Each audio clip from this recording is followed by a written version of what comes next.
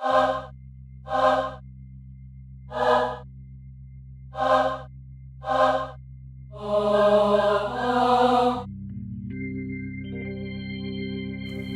shalt not bear false witness. Thou shalt not be biased, for thy opinion is not fact. Thy sources of information must be reliable, verifiable, and backed by evidence. Thou shalt cite thy sources of information. Thy tests shall have controls. Thy test shall be blind. Thou shalt use large sample numbers. Thou shalt reinforce thy statements with evidence. Thou shalt measure objectively, not guess subjectively. Thou shalt base thy conclusions on evidence. Now, the second commandment will be our starting point for tonight. Many people use the layman's definition of theory to mean something akin to an intelligent opinion. Now we know that this is not the real meaning of the word theory as defined in scientific terms. To explain this better, let's go over a few things first. From the National Center for Science Education. Fact. In science, an observation that has been repeatedly confirmed and for all practical purposes is accepted as true. Truth in science, however, is never final, and what is accepted as fact today may be modified or even discarded tomorrow. A hypothesis. A tentative statement about the natural world leading to deductions that can be tested. If the deductions are verified, the hypothesis is provisionally corroborated. If the deductions are incorrect, the original hypothesis is proved false and must be either abandoned or modified. Hypothesis can be used to build more complex inferences and explanations. A descriptive generalization about how some aspect of the natural world behaves under stated circumstances is what we call a law. A law pretty much states that for these conditions, this happens.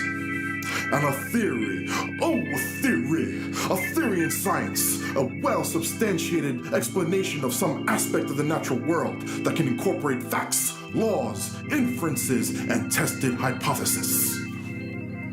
Theories are valued not just for explaining what happened, but also for telling us what will happen in the future for a certain event.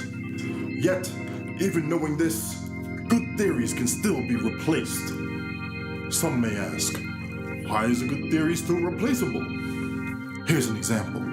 While Brother Isaac Newton's explanation of gravity and motion is still used today, Brother Albert Einstein explained what is really happening in a much better way. How much better, you ask? Raise your hand if you ever used GPS. Thank Brother Einstein for that one.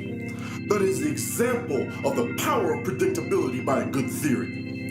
Einstein knew nothing of GPS satellites, yet elements of his theory is applied for GPS to work properly, something Newton wouldn't have been able to do. Let me hear you say science. It works. One of the chief goals of science is to always strive to expand and refine our knowledge. Incorrect information will not result in truthful laws or functional theories and will be discarded as useless once discovered. In this way, science is self-correcting.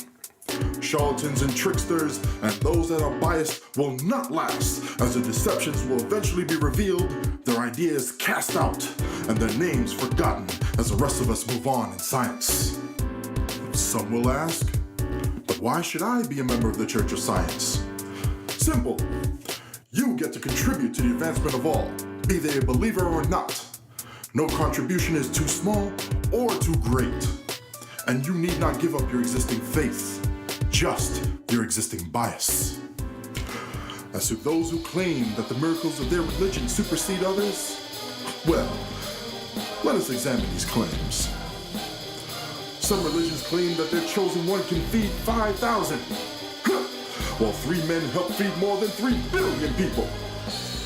Many claim that only the gods can traverse the skies. Yeah, right. They say their man walked on water. Ha! We walked on the moon. They may claim to heal the sick. We can prevent people from becoming sick. Make the lame to walk and the blind to see. We've been there and done that, and we're getting better at it too. That mysterious fireball moving across the night sky is not an angry demon. It's really made of ice that's been orbiting us for many a millennia. Shamans guess that we are made out of the same stuff as the earth. Science has shown us that we are made out of the same stuff as the stars. There's a little star stuff in all of us. Rejoice, I say, because each one of us is a star. You're a star, you're a star, and you're a star. Look at me, I'm surrounded by stars. I say to you tonight that we all should rejoice in the miracles of science. Rejoice in the fact that we can understand more about the universe that we live in. Instead of fearing it, we can look upon it in awe and wonder. Rejoice in the fact that we can see beautiful things beyond this planet. Rejoice in the fact that we can appreciate the very small and the very large and have both scales work for our benefit.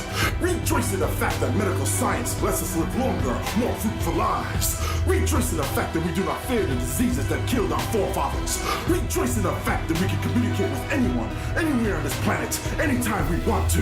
Rejoice in the fact that we can give future explorers a map of places we haven't been to yet, so that they can have an easier time discovering something that no one has known before. Rejoice in the fact that the works of chemists, physicists, engineers, and mathematicians have given us marvels in computers, the internet, and web technology, which paved the way for all of us to share information, and for all these cute little kittens to invade us in social media. Disgusting. Rejoice in the fact that our societies are built on the discoveries and theories that past men and women have helped to develop over time, some even sacrificing their lives in the process, so that we can have an easier time advancing our way of life. Rejoice in the fact that science just plain works. And now, we shall conclude this session of the Church of Science with a devotion. All, please bow your heads and close your eyes, and be thankful for all the people who dedicated their lives to the pursuit of scientific knowledge and to a truth that has set us all free many times over. May their work be put to good use by us, and may we be the bridge and the inspiration for the next generation.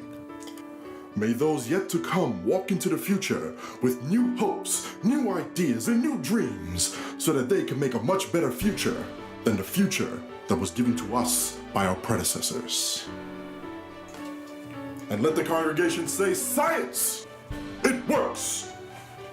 It has worked for us. Let us make it work for you.